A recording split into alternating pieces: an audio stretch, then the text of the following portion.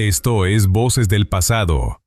Y hoy escuchamos El grito de un país traicionado. El 13 de septiembre de 1847, el cielo de México se tiñó de humo y pólvora. Un castillo en lo alto de la ciudad ardía, y dentro de él murieron héroes que apenas sabían lo que era vivir. No cayeron en combate, fueron sacrificados. Y lo más doloroso es que ya todo estaba perdido antes de comenzar.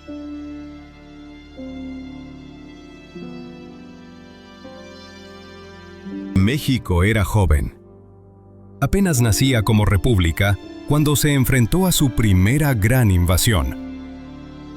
Estados Unidos ya tenía hambre de expansión, y para ellos, el norte de México era tierra fértil. El país estaba dividido, endeudado y bajo un gobierno inestable. Mientras tanto, Estados Unidos crecía sin freno y sin piedad. Texas ya se había perdido, pero la amenaza ahora era total. El ejército estadounidense había cruzado la frontera y se dirigía a la capital.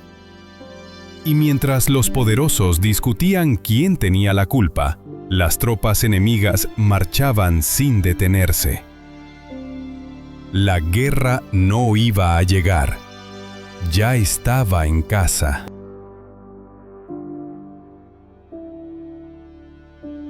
Tras vencer en Veracruz, Cerro Gordo y Puebla, el general Winfield Scott avanzó sin oposición real.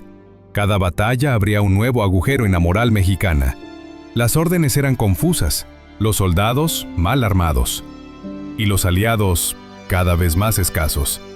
Pero había un lugar que no pensaban abandonar: el castillo de Chapultepec. Elevado, simbólico y estratégico. El castillo no solo era una escuela militar, era la última barrera antes del corazón de México. Y allí se preparaban para morir.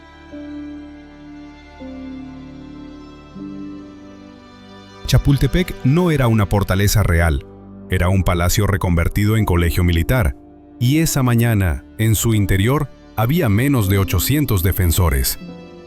Entre ellos, cadetes, jóvenes, algunos niños.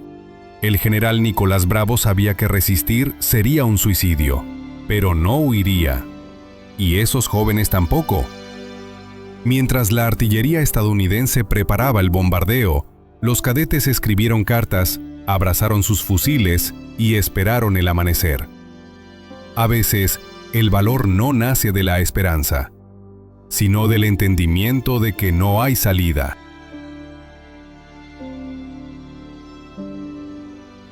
A las 5 de la mañana del 13 de septiembre, comenzó el infierno. El bombardeo duró horas, luego vino el asalto. Bayonetas, escaleras, fuego por todos lados. Los cadetes resistieron con honor, pero eran niños enfrentando a un ejército profesional.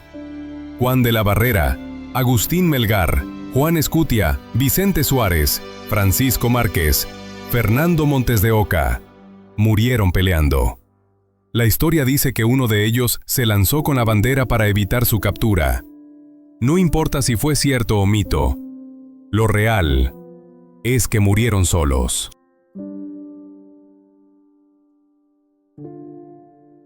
El castillo cayó ese mismo día. Los últimos defensores fueron ejecutados. Y la bandera mexicana, pisoteada. Scott avanzó a la ciudad y el presidente Santa Anna huyó. La capital fue tomada y con ella México fue quebrado. Pero en Chapultepec quedó un eco. No era grito de guerra, era el llanto seco de un país que entendió que había sido abandonado desde adentro.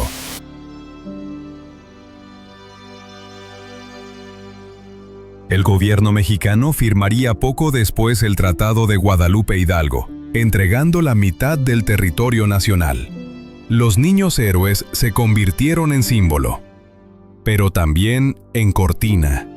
Se habló de su valentía, pero no de la traición política, del desorden, de los soldados sin munición, de los generales que se rindieron antes de disparar. La historia necesita héroes, pero también exige verdad. Y la verdad es que aquellos jóvenes fueron mártires de una guerra ya perdida.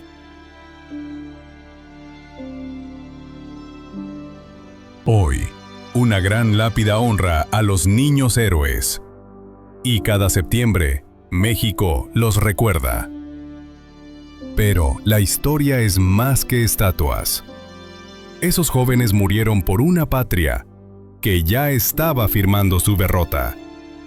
Lo más triste no es que murieran, es que, décadas después, muchos siguen muriendo en guerras internas. En conflictos creados por los mismos que antes les dijeron héroes. Porque Chapultepec no fue solo una batalla. Fue el reflejo de un país partido. Y a veces los imperios no conquistan con cañones, sino con tratados ya firmados, antes de que caiga la primera bala.